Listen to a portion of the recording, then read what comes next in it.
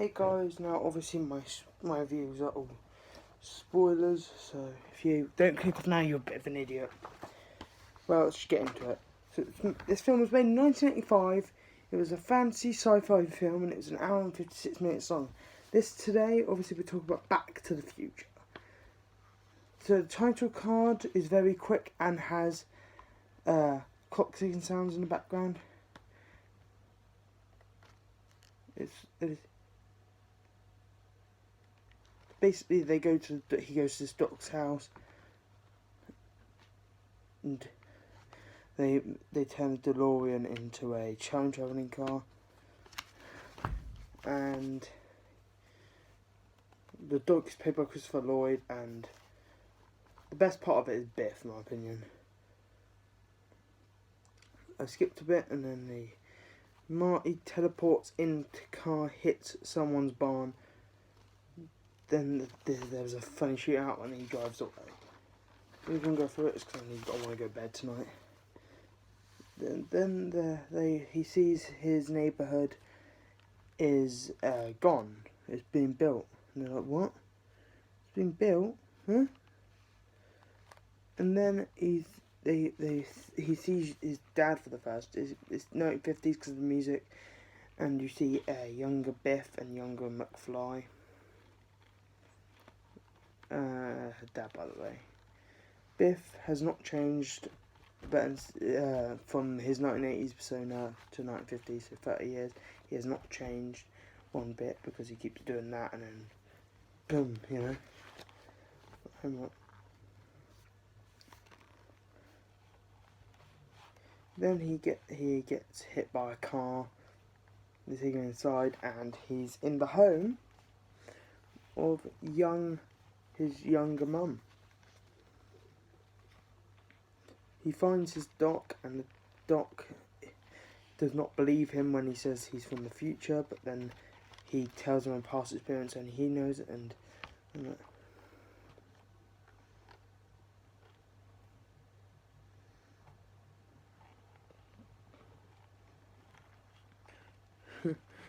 then there's a bully scene in the high school, and basically it's like got the kick me sign. This happened in our old school, but it was like year 7, and they had signs, sticky plastic notes stuck on the back.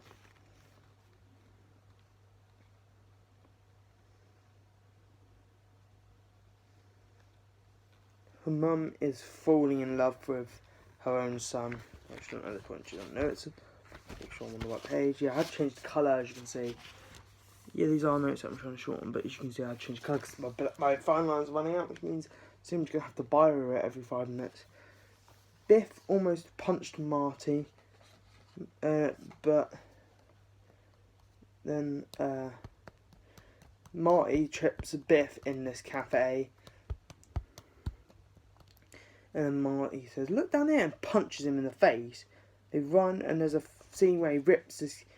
There's this really cool scene where they're trying to chase him down, and Marty's driving along with a skateboard like he does in 1980, and then it ends with him throwing leaving his skateboard on the floor, and then runs over the car, and then jumps back onto the skateboard and looks back as they look back, and they're like, "Shit!" and then bam into manure, and it goes. Then let's skip to the prom scene. There's a jazz band playing, and Marty gets grabbed by Biff and the lads. I'm going to call them the lads. I don't know their actual names. Get shoved into the boot of this jazz guy's car, and they're like, "Let's get out of here!" when they confront him. Then they get him out, and George finds Marty's mum. I don't actually know her name.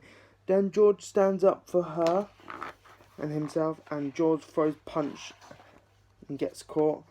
And then he slaps the mum in the face, and George gets so angry that he cocks his hand back and knocks him the fuck out.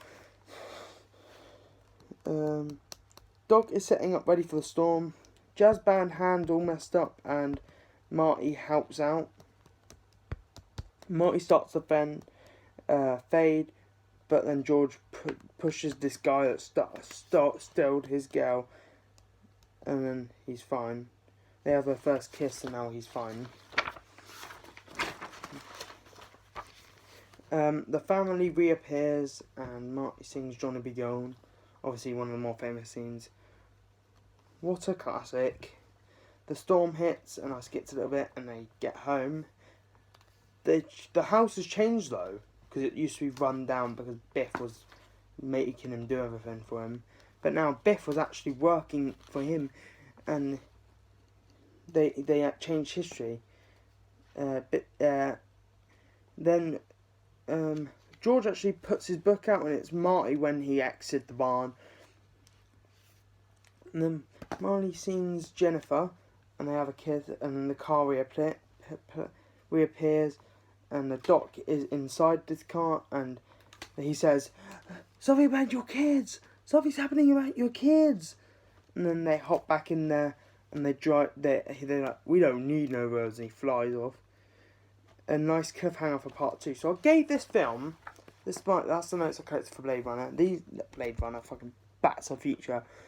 I gave it a 3 out of 5. I've written the little definition on why. So I thought it was some of the scenes were a little drawn out. It was a nice cliffhanger, and it fit the time. But usually in time travel movies, when they teleport and they change time, it actually ruins it. They get punished in other time travel movies, so it's separated from that. And also the music as well, so chosen. But I just think the drawn out scenes were awful. I'm so happy they changed the time travelling usual, where they're like, you get punished and you can't do this and you can't do that when you get back. Some of the stuff will be changed when you get back. This you don't really get punished. But yes, if you guys did enjoy, if you did, please do smash that button. And also another bad thing is the reason why I gave it a 3 out of 5 as well, but I couldn't write this because there wasn't enough space, is because the fact that basically I thought they really did, it would have benefited off with them actually, instead of having that cliffhanger, being in some jeopardy for what they've done. Even though something's wrong with their kids, but there's no real sort of, oh no, because they changed time. This is my honest review of Blade Runner, Back to the Future. Hopefully see you guys in tomorrow's review, which is a different film. I reimagined it and put it into my phone calendar. Bye bye.